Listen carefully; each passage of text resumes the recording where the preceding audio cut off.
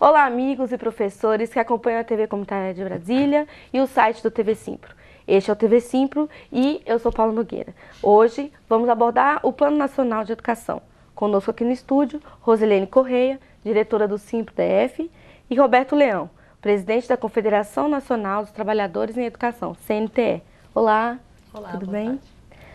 tarde. Por favor, Roberto, eu vou pedir primeiramente para você fazer um breve histórico para os nossos amigos que acompanham a TV Comunitária. Bom, meu nome inteiro é Roberto Franklin de Leão, conhecido como Leão, né?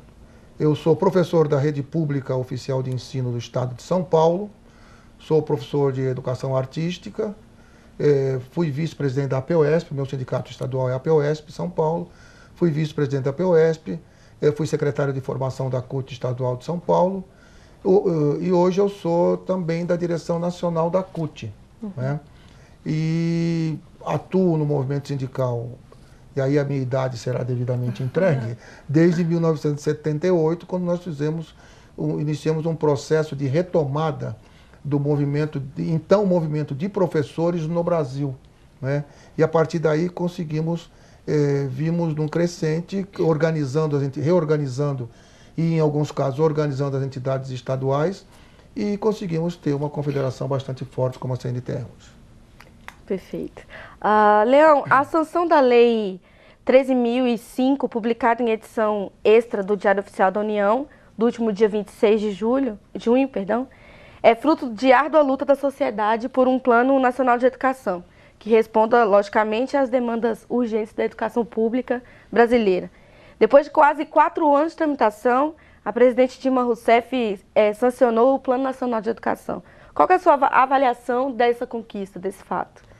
Então, é o resultado da luta, né, da sociedade brasileira, dos trabalhadores de educação. E aqui eu quero fazer uma deferência ao Simpro de Brasília, que é um sindicato que está conosco na então CPB de muito longo tempo, né? Foi fundamental no processo de consolidação da CPB, com a antiga Confederação de Professores do Brasil, na CNTE, no processo de filiação da então CPB à CUT, na construção desse projeto de trabalhadores de educação e não apenas de professores, né? Na articulação com a luta geral da política geral dos trabalhadores brasileiros, entendendo que a educação pública não é algo a ser defendido somente pelos profissionais que nela atuam, mas pelo conjunto de trabalhadores, né? E nessa articulação toda, e nesse momento do debate sobre o PNE, foi fundamental a participação do Simpro. Esse debate vem ocorrendo há aproximadamente 4 anos, houve muitas idas e vindas, e nós chegamos a uma proposta final, que foi sancionada pela presidenta Dilma, que é o resultado dessa mobilização, né? Que é um bom projeto, tem questões que nós gostaríamos, inclusive pedimos que houvesse veto, mas de uma maneira geral eu posso dizer que ele avança, né? Tanto no que diz respeito a financiamento, para o que diz respeito à valorização dos profissionais, no que diz respeito à melhoria da qualidade da educação, de uma maneira geral. Perfeito. Em programas anteriores nós abordamos o PNE, mas gostaria que você explicasse um pouco mais, de forma objetiva, o que vem a ser especificamente o Plano Nacional de Educação. Então, o Plano Nacional de Educação é uma lei, né, que estabelece metas e estratégias para que essas metas sejam atingidas, metas de médio e de longo prazo, para a educação brasileira, né? É importante por quê? Porque ele é um parâmetro de como deve ser o comportamento daquelas pessoas que são responsáveis pela educação no Brasil, né? Quais são os objetivos que nós pretendemos alcançar, que o país pretende atingir. Que né? educação nós queremos, né? Que compromisso. Que educação nós queremos, que compromisso nós queremos, que nós buscamos ter com a educação. Qual é a qualidade que nós defendemos, porque a qualidade é um conceito em disputa, e ele ainda está em disputa no PNE, não está. É uma disputa na sociedade, o conceito de qualidade, né? Então o PNE é isso, é um conjunto de metas, simplificando, é um conjunto de metas, de estratégias que são colocadas, cujo objetivo é atingir uma determinada situação da educação brasileira. Por exemplo, tem lá uma meta que diz que todas as crianças devem estar alfabetizadas ao fim do 3º ano do ensino fundamental, né? Isso é importante, porque diz, nós vamos ver se... E estabelece as estratégias, vamos ver estabelece e vamos trabalhar... Né? Hein? E limites. E né? limites, porque a educação precisa trabalhar. Ainda que... Isso é um debate também. Ainda que você diga que em educação, metas, elas têm que ter flexibilidade, porque a educação lida com gente. E gente, cada um é cada um. E isso é uma marca, isso marca a diferença da maneira que a CNTE faz a luta e que o Simpro em Brasília e que nossos outros sindicatos fazem a luta no Brasil. Nós nunca perdemos a perspectiva de que educação lida com pessoas e pessoas são diferentes umas das outras. Tá certo? Então, são etapas importantes que a gente coloca para serem atingidas e que a gente considera que é importante que estejam ali colocadas, que haja um esforço coletivo para que elas sejam efetivamente concretizadas. Perfeito. Acho que é interessante destacar, Paula, assim, quando a gente fala do PNE para uma pessoa que não é da educação, que não é trabalhadora da educação, é exatamente isso, assim, porque às vezes quando a gente chama e tenta mobilizar a sociedade, de modo geral, fica parecendo que é de interesse só meu, que sou professora, ou apenas do auxiliar de ensino, ou simplesmente do aluno. Mas o importante do PNE é exatamente isso, é que estabelece-se metas que são de interesse corporativista, mas, acima de tudo, da educação, no nosso caso, pública, claro, que nós entendemos como sendo a ideal. É claro que foi apenas mais um passo, né, Leão? É um avanço, grande avanço, mas que com certeza, sancionada, a gente já começa a trabalhar as próximas metas que nós queremos construir para que daqui a pouco, atingindo essas, a gente já tenha outras estabelecidas, porque como o Leão disse, é um movimento e aquilo que é ideal hoje, amanhã já deixou de ser, já não é mais suficiente, né? Claro, e nós queremos uma educação pública cada vez com mais qualidade. Quando você diz qualidade, é qualidade que me dê condições de trabalho, e que o resultado do meu trabalho seja que esse aluno saia preparado para o que a gente entende como sendo para ir. E aí não tem como fugir disso, que é disputar mercado de trabalho, sim. É a vaga na universidade pública que ele tem que ter acesso para a gente realmente mudar, né? Então, essas 20 metas, e aí nós temos o PDE, que aí já traz para uma realidade local, e que a nossa tarefa agora nesse próximo semestre é exatamente de que tramite na Câmara Legislativa a votação também do nosso PDE. E aí é responsabilidade de todos. E aí, Leão, eu gosto de colocar, voltando um pouco, né? Quantas vezes nós fizemos, quantas marchas nós fizemos pelo PNE? Isso. E aí nós temos uma dificuldade, que é fazer com que todos entendam. Às vezes você tem uma pauta que não é necessariamente uma pauta nossa aqui no Distrito Federal, nós temos uma carreira que tem um histórico aí de avanços com relação com os outros estados, né? E que é resultado da nossa luta, e que então às vezes você tem um ponto em disputa e nós precisamos levar a categoria para a rua também aqui, junto com os companheiros de outros estados, e isso é que é importante. Por causa do piso, por exemplo. Claro, para fortalecer, né, e aí, assim, a categoria. falando das manifestações, então você tem uma dificuldade de mobilização, e aí o ano passado e esse ano mesmo, quantas mobilizações nós vivenciamos aí, assistimos pela TV, inclusive quebrando, né? Mas com cartaz de educação pública, de saúde pública. Mas quando é uma coisa organizada pelos trabalhadores, onde é que estavam essas pessoas que não atendem ao nosso chamado? Então, fica também esse questionamento, assim, quando é organizado pelos trabalhadores, eu não preciso ir para as ruas, e aí os jovens principalmente, né? Então, eu discuti isso com meu filho, inclusive. Eu disse, olha, nós fizemos tantas marchas e você não esteve lá comigo. Então, vamos participar, porque a luta é assim. Claro, claro. Bom, quais são, na avaliação da CNTE, as principais metas para que as pessoas tenham conhecimento? Assim? Então, vamos começar pela famosa Meta 20, que é a meta que estabelece 10% do PIB para a educação pública. Está escrito assim, lá na meta. Qual é o problema que era uma reivindicação histórica de quem defende educação pública no Brasil, que vem lá do fim do século XX, que parece tão longe, público para o público. Mas não é tão longe assim, dinheiro público para a escola pública, vem lá dos CONEDs, etc.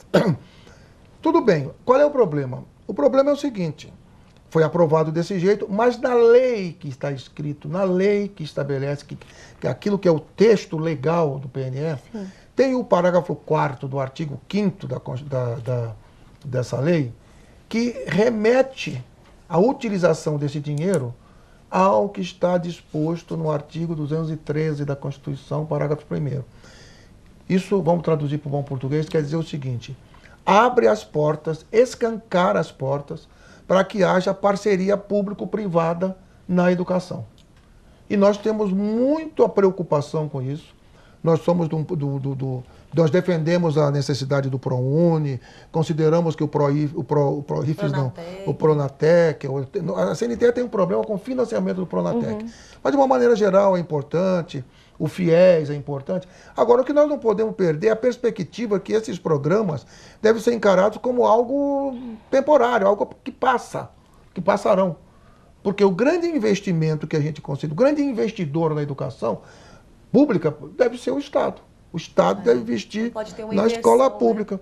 Porque se eu começo a fazer investimento em bolsa de estudo, não é certo? Em outras coisas, que podem até ser importantes, eu começo a abrir mão do meu direito, da minha responsabilidade de promover esse direito do cidadão, das pessoas. Trabalhar a base, né? Não, e a preocupação, gente, o dinheiro público deve ser para a escola pública. A grande escola que precisa de investimento, de incentivo e que passa por problemas difíceis desse momento é a escola pública. Então, todos os programas devem estar voltados para serem feitos com a escola pública na escola pública. Tá certo? Nós não consideramos que aí é um risco muito grande. O outro ponto complicado para nós é a estratégia 7.36. Eu não me lembro exatamente qual é o número do artigo da lei que está agora, mas a estratégia 7.36, ela diz o seguinte, que as escolas receberão incentivos, investimentos, etc., a partir do seu comportamento na avaliação feita pelo IDEB. E serão premiadas as escolas que tiverem o melhor desempenho no IDEB. Isto é ruim, porque eu vou premiar... Hein? Isso é péssimo. Isso é péssimo, pode dizer, que bem disse a Rosa. Porque eu vou premiar a que foi bem. E o que eu vou fazer com a outra? E foi bem em que condições? Em que condições? Porque é verdade, porque você não pode... Esses testes que avaliam em larga escala, tipo o IDEB, que apesar de ter lá uns métodos que são um pouco diferentes, mas é um teste em larga escala, aplicado igualzinho no país inteiro. Esses testes não conseguem captar aquilo que a gente chama de variáveis extrasistemas, o que é? Aquilo que ocorre para além da sala de aula na vida do aluno. Aquilo que influencia o comportamento do aluno. Tá certo? O seu ambiente familiar, a sua história de vida. E isso de uma maneira geral para as escolas. Você tem escolas que estão situadas em espaços onde você tem uma dificuldade muito maior de viver. E outras que, mesmo sendo públicas, podem estar localizadas num local melhor. Então, isso não pode, esse tipo de situação não pode, ou melhor, a avaliação não pode ser utilizada dessa maneira que está colocada. Porque eu vou estimular a competição entre professores e funcionários, que é ruim, disputa entre escolas, que é ruim.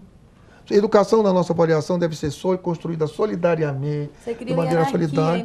Hierarquiza, estabelece um ranking de escolas, que é ruim. O aluno da escola que teve um desempenho não tão bom no IDEB, ele vai sofrer bullying, porque ele vai ser taxado de burro. Os professores também vão sofrer incompetente. Vão sair com a pecha de incompetente. Em busca de você estruturar, você consegue desestruturar. Não é bom para a escola, porque você desestimula.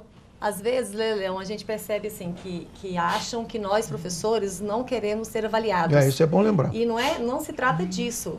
Não temos problema nenhum na avaliação. Nós não somos contrários à avaliação. Agora, depende da forma em que se quer avaliar e com que objetivo. Né? Então, você não pode avaliar como igual aquilo que é diferente. Então, se a gente tem uma meta a ser atingida, tem que ser para todo mundo o mesmo padrão, mas eu tenho que entender se a escola A tem as mesmas condições que a B. Aí eu posso avaliar. Né? Hoje nós não temos aqui no Distrito Federal, não vou nem falar do interior do Piauí ou qualquer lugar assim, para não desmerecer ninguém, absolutamente. Mas assim, nós que estamos na capital do país, você pega escolas em condições completamente diferentes de outras, até da questão da estrutura física da escola. Uma escola tem quadra coberta, uma escola não tem nem quadra, é na poeira. Uma escola tem biblioteca, a outra não tem nenhuma mínima sala de leitura, bem coisa precária. A outra tem equipamentos, em todas as salas de data show, etc e tal. Outra não tem, é um só disputando entre todas as turmas. Então você vive realidades completamente diferentes, né? Isso sem falar da própria formação continuada dos professores. Claro, é muito difícil. Que estados e municípios oferecem, facilitam, outros não, né? Depende muito da política de cada estado. Então você não pode tentar medir como se fôssemos iguais. Claro. Né? Então, aproveitando essa linha de raciocínio, entram aí, então os vetos, né? Que foram solicitados e não atendidos. Esses dois vetos. Nós pedimos eram que esses dois vetasse pontos. Eram esses dois justamente pontos, esses dois, né? Esses dois pontos. Inclusive porque, como bem disse a Rose, nós entendemos, eu quero realçar também aqui, que nós não temos medo de avaliação, como ela já disse, e não se pode perder a perspectiva pedagógica da avaliação. Que a avaliação tem que ser feita de uma maneira que busque melhorar a situação, corrigir os erros. Mas como não identificadora, né, não de problema para ser... Para diagnosticar, na verdade. Porque né? se eu dou bônus, como está na proposta para o professor que é da escola que foi bem avaliada, tá certo? Eu estou tendo um tratamento que está sendo discriminatório em relação ao outro professor que trabalha em piores condições, muitas vezes, e não está recebendo nada. Eu acho que vale você colocar experiências de Minas e São Paulo, de professor e trabalhar doente, porque não entregava o atestado médico, porque se ele tivesse a licença, ele já seria desclassificado, uma coisa louca assim. Aí eu não receberia o bônus. Se eu ficar doente, eu não recebo o bônus no final do ano. Então o professor vai trabalhar de pé quebrado, passando mal, para ele não perder a oportunidade de ter o bônus ao final do ano. Então é uma loucura. Então você tem um problema. Assim que você vai ter educação, qualidade, garantir a qualidade da educação. Precisa conhecer como funciona para poder ter as ferramentas ideais. Porque você tem o seguinte, você cria uma situação que é meio surreal. Aí o professor não vai, ele vai à escola mesmo doente porque ele precisa ir. Mas aí ele começa a dar aula também com dificuldade porque ele está doente. Claro. E qual é o resultado disso? Nenhum, porque a educação de São Paulo é ruim, a educação de Minas Gerais é ruim, isso não identifica, não melhora a qualidade da educação. Não se tem nenhuma, nem nos Estados Unidos, que foi o país onde isso mais existiu, até lá já está sendo criticado. Claro. A papisa disso, que é uma mulher chamada Daiane Ravitch, ela já escreveu um livro condenando tudo isso. Exatamente, eles estão revendo. Estão revendo tudo isso. Porque pode levar, inclusive, a fechar a escola. Dependendo dos Estados Unidos, transfere responsabilidade. Transfere né, responsabilidade. Está parecendo que basta o professor, aí no caso até ser assíduo, né? Não faltar porque está doente e tal, que aí resolve o problema da educação. E nós sabemos que não é isso. Você tem que ter um conjunto de variáveis que melhora a educação. Sim. Se você não usar trabalhar essas variáveis todas, você não consegue. Porque também não adianta eu pegar o doutor em química e levar para uma escola que não tem um mísero tubo de ensaio para ele fazer uma experiência. Claro, ou a especialista em literatura portuguesa ou brasileira chega lá e não tem um livro. E é preciso fiscalizar para que funcione, né? Atualmente a CNTE tem condições de fiscalizar o cumprimento do Plano Nacional de Educação? Não, a gente tem incentivado, a gente incentiva que a comunidade participe desses processos, que participe dos conselhos de escola, que os conselhos, que o fórum... a gestão democrática, que os projetos políticos pedagógicos da escola sejam construídos com professores, funcionários, alunos, etc. Achamos que a busca dessa qualidade, a qualidade libertadora, a qualidade que adestra, a qualidade do treinamento, mas nós queremos uma qualidade que prepare o aluno para a vida. Que ele possa ser o técnico, que ele possa ser o professor da universidade, que ele possa superar as dificuldades que encontra na vida. Tá certo? Tá certo. E não simplesmente treinar o aluno para fazer alguma coisa. Isso não é o que a gente propõe. Então, nós consideramos que é importante que essa qualidade, essa fiscalização, ela seja feita, que os pais tenham condições sejam os conselhos de escola, os conselhos, o Fórum Nacional de Educação, por exemplo, que deve ter os seus respectivos fóruns criados nos estados, municípios e no Distrito Federal. Com todos os segmentos, né? Com todos os segmentos da sociedade, fiscalizem, tá certo? Vejam como é que está a sua escola, porque hoje a gente tem um problema que a gente costuma dizer o seguinte: o pai ou a mãe é chamado na escola quando o filho quebra o vidro da escola. Tá certo? Ou para dizer que ele está reprovado. Ou para dizer que ele está reprovado. Então precisa criar uma nova cultura que seja do debate da escola dos problemas da escola. Precisa haver participação, né? Tem que ter Não só da família, como da comunidade. E tem que facilitar essa participação, porque nós também precisamos entender que os professores hoje têm jornada excessiva. Em São Paulo tem o duvidoso direito de trabalhar 64 horas por semana.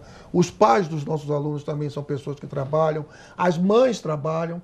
Então precisa criar condições reais para que essas pessoas Acaba participem. sobrando pouco tempo a discutir educação. Pois não sabe educar. E fica tudo nas costas do professor e do funcionário lá da escola. Sabe? Que termina sendo responsável por... Não, é um conjunto. Nós queremos que seja avaliado o sistema também. Não é só aquela pontinha na escola.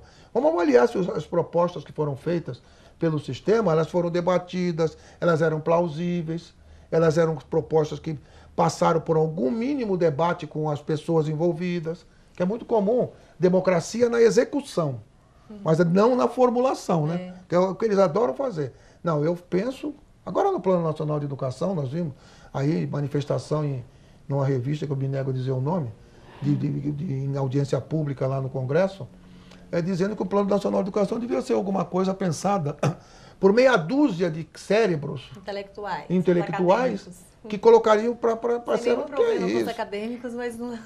Sabe? Fica difícil resolver um problema de cunho social, cultural, e até quando a gente fala da avaliação, também passa por isso. Você avaliar é o sistema. Você tem que ver como é que esse sistema está todo funcionando para você chegar na ponta que é a escola. Aí você começa exatamente lá.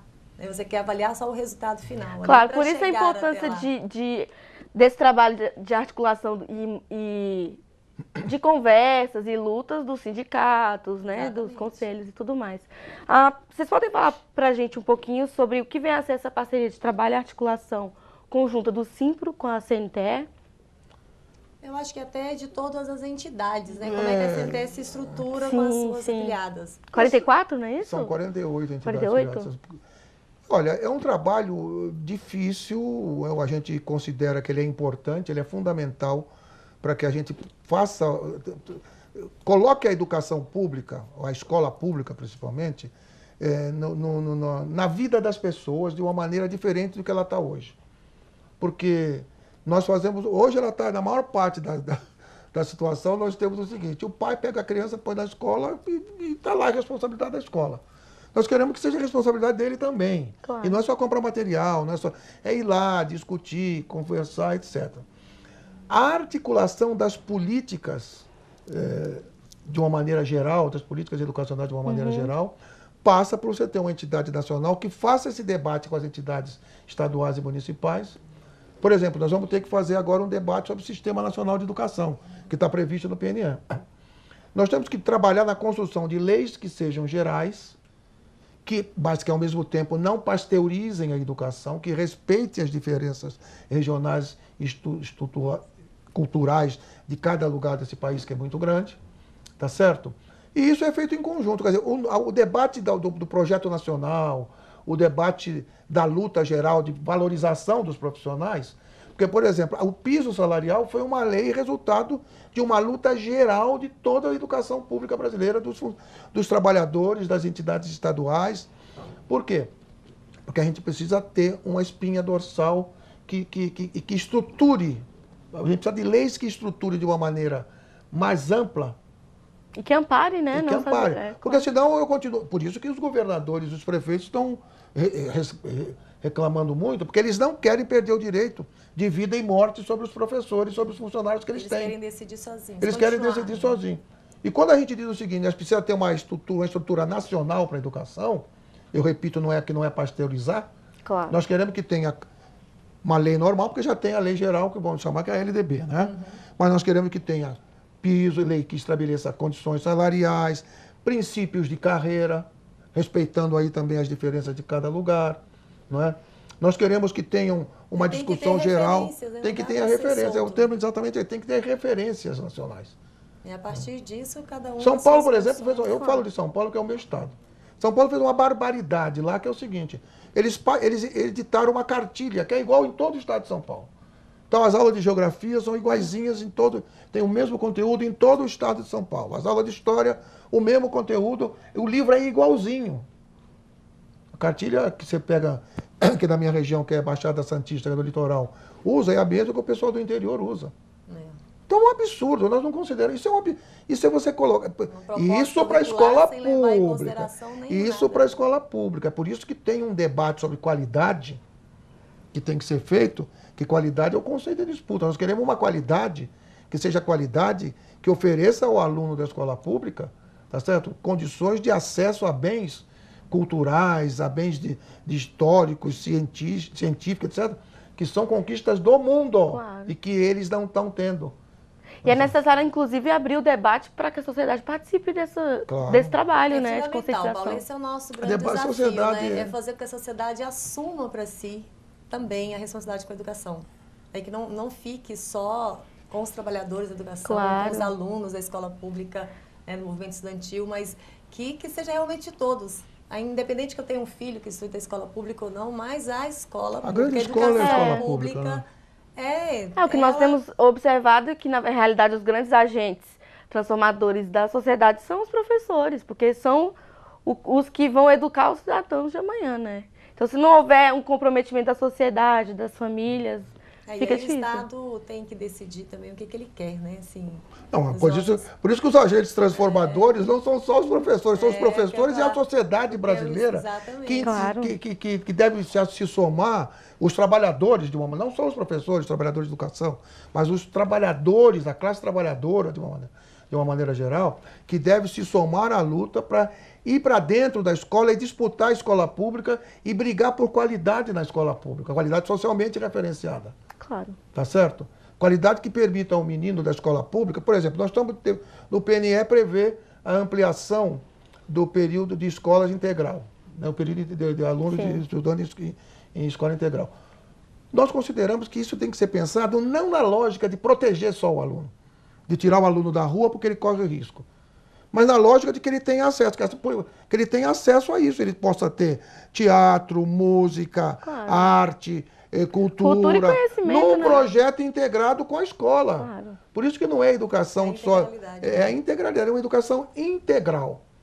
Ele não vai na escola só para... Por isso, um dos problemas que a gente tem. Não só de horas na escola. Eu não sei nem do que eu não me lembro do recordo do que a Rosa é professora, mas não é só matemática e português, e agora ciências. Quem disse que isso basta para um ser humano ser pleno na sociedade? Claro que não. Tá certo? É preciso ser complementar, né? Tanto não basta que as escolas que formam a elite brasileira inclui arte, inclui estudo de música, estudo de pintura, teatro, é o todo. Esporte. Esporte bem feito, bem estruturado, porque aqui esporte, em alguns lugares, quando tem, é jogar uma bola pro moleque ou pra moleca. Ainda bem que as meninas agora estão jogando bola. E jogando bem, né? Jogando bem, batendo bolão. Então é isso. Então a escola que a gente defende é essa. O PNE avança para isso. Não está plenamente... A gente gostaria que avançasse mais. Claro. Mas é um passo importante. É um passo importante, é uma conquista também. Conquista nossa. Bom, então eu gostaria de agradecer a presença dos nossos convidados. Muito obrigada mesmo. Foi importante esclarecer essas questões que estão no debate atualmente na sociedade. Gostaria de convidar a vocês que nos assistem, que continuem acompanhando nosso trabalho nos nossos sites do TV Simpro, da TV Comunitária de Brasília, assim como nas redes sociais. Eu sou Paula Nogueira, esse foi o TV Simpro. Muito obrigada e até logo.